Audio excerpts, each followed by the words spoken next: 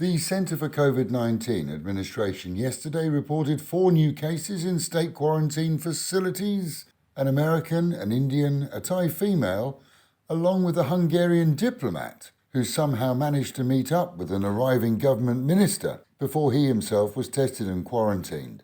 With the minister now returned to his home country, it's wondered how the local embassy employee got such quick access. Meanwhile, 9 patients have recovered and been discharged. Changes to police road stops will see on-the-spot fines banned and replaced with either a warning or a ticket that has to be paid at listed locations.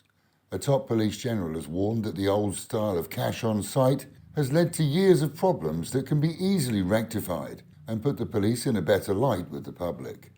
According to Bangkok Business News, it will be 2022 before the nation sees anything resembling normality in the tourism sector. Promotions for local nationals have been successful, but the novelty is dwindling. Special weekend events in regions such as our own are certainly helping to busy the streets, but as far as tourism, well, we can only hope that the recent news of inoculations that may work will speed up the return of footfall here. As 20 parents filed for damages against the owners of a school group where CCTV caught teaching staff, some unqualified and some working without visas, abusing kindergartners with slaps and more, so the school has refused to talk or negotiate with them. With schools around the country and in our own province, investigations continue into staffing and qualifications.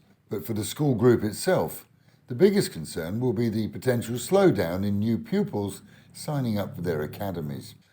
When a motorcyclist witnessed a hit and run between 2 vehicles, he tailed the one that fled for some 10 kilometres before the driver pulled over. Caught, of course, on camera as they talked, the driver told the errant hero that he'd fled because the other driver was his wife.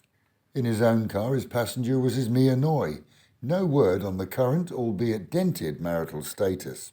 Meanwhile, at home and in Pattaya, the protest leader, who had an altercation with a Russian at a small local demonstration, has been charged with assault this week. Despite the recommendation that's long been out there for non-Thais to keep their noses clear of public, politically driven assemblies, the arrestee claims that the Russian was repeatedly rude to the locals, calling them dregs of society and worse. He also claims he tried to calm him down before finally losing his temper and hitting him in the head. And with public demonstrations a newly allowed expression of feelings in Thailand, it's pretty obvious that tempers will fray when outsiders spout off. The Russian was only slightly injured and came off better than he might have done in bigger demonstrations in the capital. 3 a.m. yesterday saw police and medics rush to an accident at the Teprasit onto Sukhumvit Junction. With at least 2 dead, reports indicate that a student, the driver of a pickup truck, had been partying. However, a motorcycle rider came out from a side road, ignoring a red light, and crossed in front of him. CCTV has been checked by police and show him losing control of the truck that also hit and killed a pedestrian.